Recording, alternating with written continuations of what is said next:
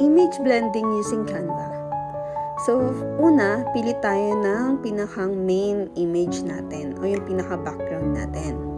Second, pili tayo ng second photo na gusto nating i-blend. Ayusin natin yung size. And then, sa left side, hanapin natin yung under apps, yung image blending.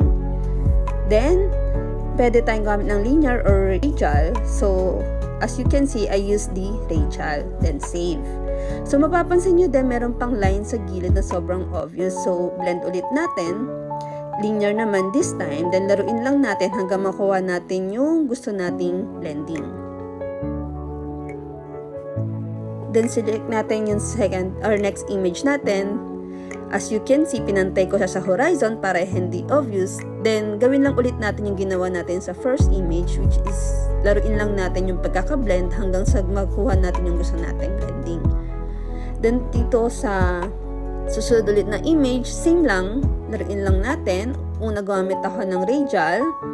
And then, after that, gumamit ako ng linear para mas maging smooth yung blending sa baba.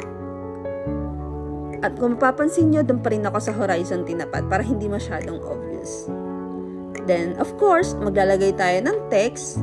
Pili lang tayo ng gusto nating font and color. And then, tanan!